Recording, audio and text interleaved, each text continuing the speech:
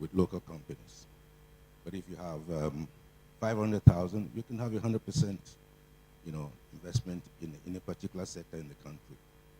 But if you look at the experience of the Asian economies, China, Korea, Malaysia, Singapore, and others, joint ventureship has been one of the major drivers of technological innovation and beginning to get local companies to capacitate them to be able to do that.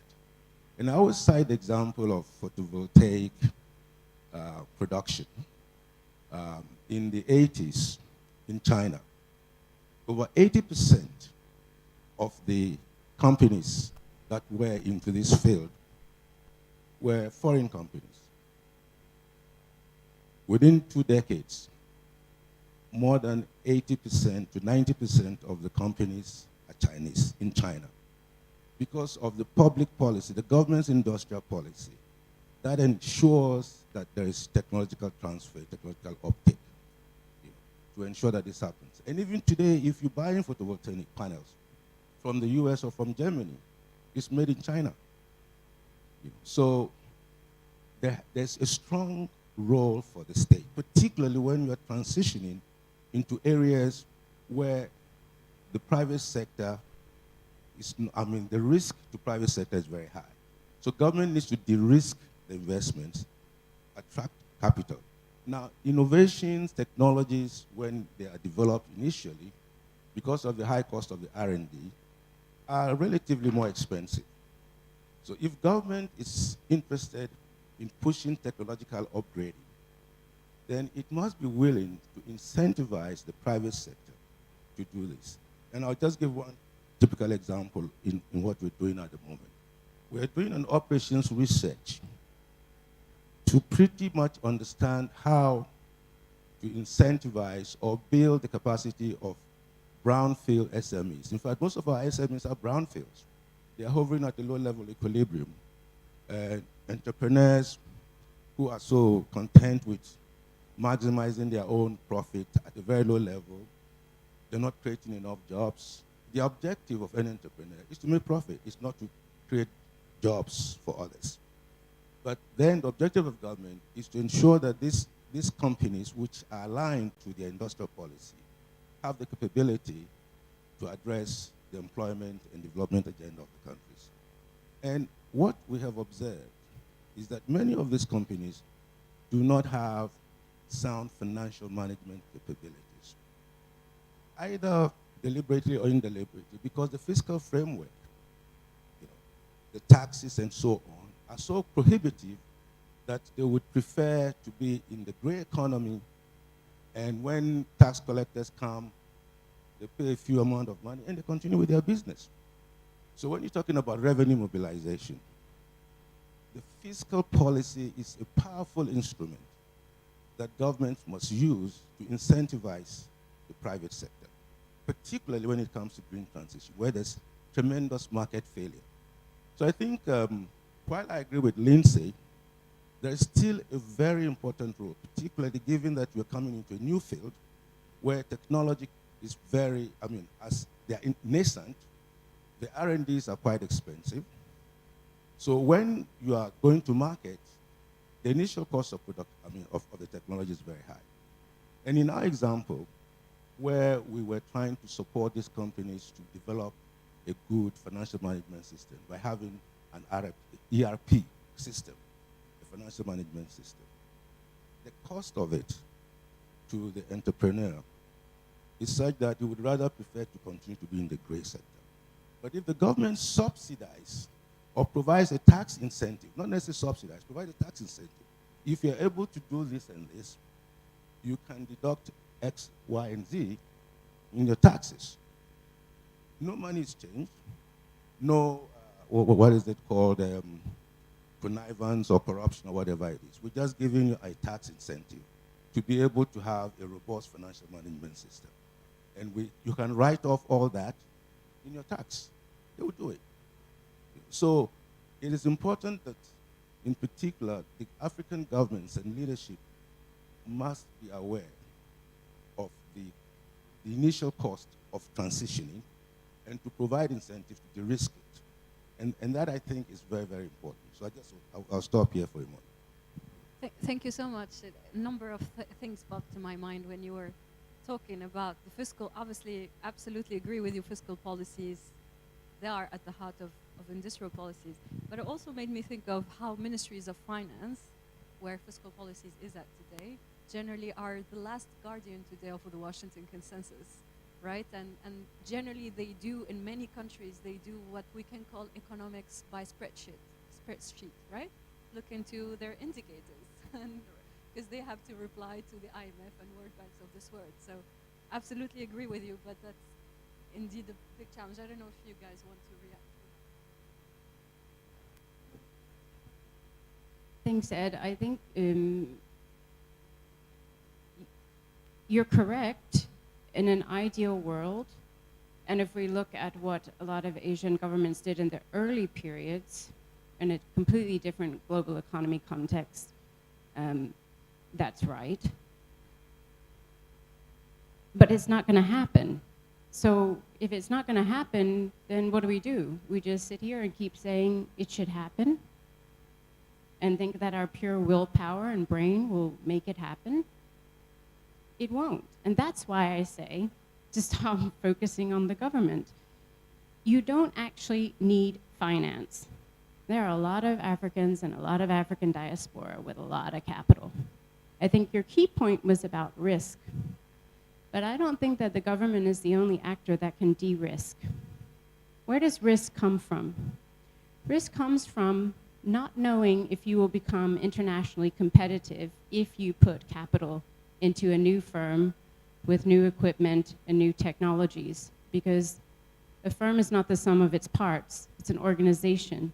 Requires a lot of tacit knowledge and routines. It's highly risky whether or not you'll become competitive.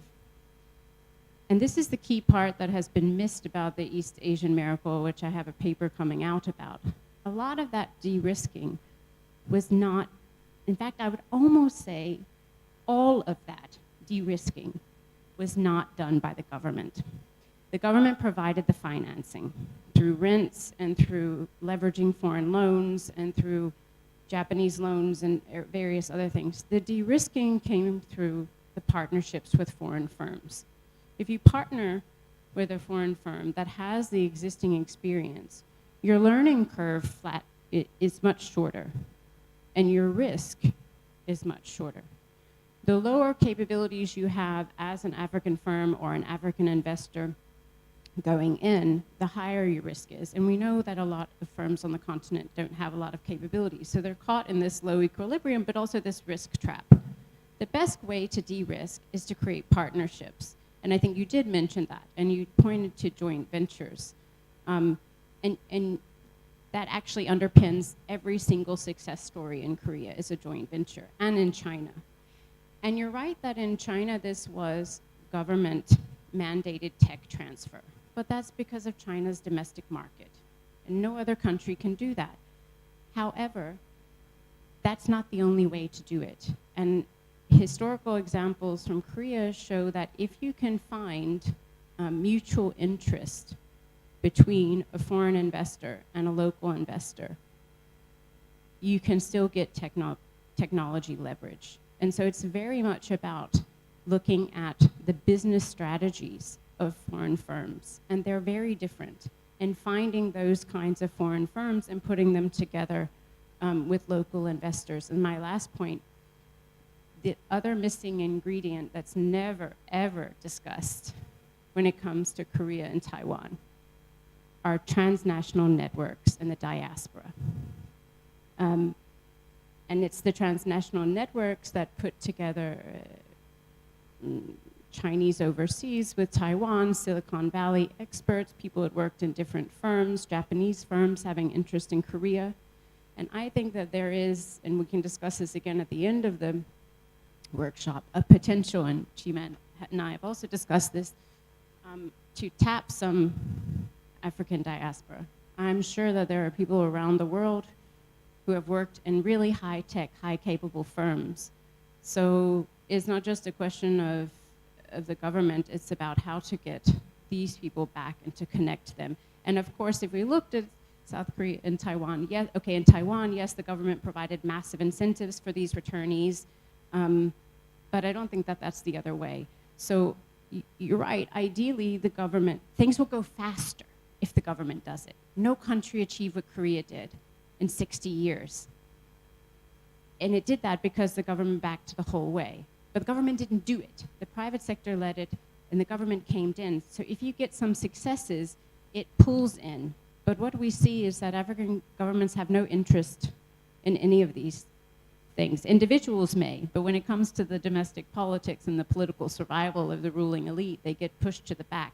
So rather than wishing political economies to be different, let's be innovative in a way of thinking, how can we get some germination of success stories that will, when they reach a certain level, will pull the attention of political elites, who then say, wow, there's something I could back. If I back that, I might get reelected. But they're not going to back something that doesn't yet exist. It's also too risky for them, and we don't have political de-risking strategies. I find that fascinating. I want to take an example that will confirm one point you mentioned and maybe challenge a little bit another one, which is the Office Chérifien des Phosphates in Morocco, so the phosphate company, right? It's a public enterprise. It's a SOE. But in 2008, they did a complete change of the governance of the SOE, did not privatize, but liberalized a bit the market, and then introduced a complete private management to the SOE. And they put there, since 2008, an incentive to bring back the Moroccan diaspora, the elite who went to study generally in les grandes écoles in France, gave them international salaries. Basically, they paid them at international scale. And obviously, if you find an opportunity paid at international scale in your country, why wouldn't you come back? So they came back, and that made the human resources aspect made the success of OCP today. They are the biggest fertilizer producer in the continent. Most of African countries, when going through, those who didn't supply from OCP before, after the Ukraine crisis, all of them looked to Morocco, right? So that's a success story of how diaspora can play a big role in the country's development, but then the government played a role there because it was an SOE and there was a clear mandate from the king to change, to make OCP kind of internationally competitive. So I think it's a good illustration of what you were talking Yes, but the government played a role, but what is that role? So everyone points to TSMC in Taiwan as this government-owned semiconductor fab, but the whole thing was run by overseas Taiwanese. So what was the government's role? It was usually finance, right? The large sunk costs or leveraging this. But the point is that without the tech, without the expertise, without the tacit knowledge, it won't go anywhere. And also institutional context matters, because if you take the example of China, the overseas Chinese have not been able to play the role that they did in Taiwan because the Chinese government hasn't supported them. So I'm not saying institutional context matters as well in terms of the degree, the fastness, the pace at which you can get. But the point is that the government cannot do this alone or even first. It's like a supporter in the back. Absolutely, facilitator, let's say. Great. Are there other questions from the room? Yes, Elvis.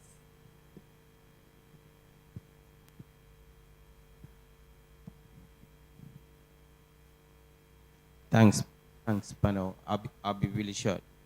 And I think this has also been quite a really insightful discussion. A small point I missed in the discussion is the fact that so green transitions fundamentally require green technologies, which I think generally are all sort of protected by intellectual property now. But the point I want to make is that these technologies are quite mineral intensive, right? So to what degree that have majority of this, most of these minerals, trying to leverage and link their industrial potentials and activities to the exploration of minerals, rather than trying to formulate green industrial policies in the air that is not linked to resources that they currently have. That's a very interesting question, because indeed we did not mention that among that opportunity that the global value chains provide us is actually the existence of most of the materials that are needed for greening industries in Africa. I don't know who wants to, among you, to respond to this question. Maybe Fiona? No, I agree with everything that Elvis said. And I mean, for me, it's part of the just transition, right? The just transition is a component within countries and between countries. And it's about access to finance, which isn't just soft loans, but to net substantial net financial transfers. It's about access to technology and so on. I would endorse everything that Elvis said. So I'll just say one thing quickly. I think it's a bit of an assumption to assume it's all protected by IPRs. I think you have to, that's an empirical question. So I'll talk a little bit about it in my sector, but also historically, some businesses have an interest to sell their IPR. So Micron sold it to Samsung. Now the US government looks back and said, that was a bad idea, and they're not allowing it to happen to China, okay? They also take people who used to work in these firms and have the tacit knowledge. Of course, it's not a one-to-one transition, and it's much more difficult. But if you take people who have that knowledge and then you put them together in the right environment in a new firm, they can create something that's quite similar. So there are various ways. Either you can find firms who are willing to sell their IPRs, or you can take people who understand that IPR but create a new tech. So again, it's not an insurmountable barrier. It's always existed. Just because it's not new. This is what I'm trying to say. This is how catch-up industrialization happens. We might call it green now because the technologies are around making industries green or creating new things. But it's the exact same processes that happened in the past. And I think that's really important to remember. Thank you so much. I think we're running out of time, so we might, if there aren't other burning questions from the crowd, we might stop here. Thank you so much. It was a pleasure having the three of you in the panel. I've really enjoyed this conversation. I think we're gonna break we're gonna take a coffee break, correct? So thank you so much for listening, and hope you found that interesting. Thank you. Bye.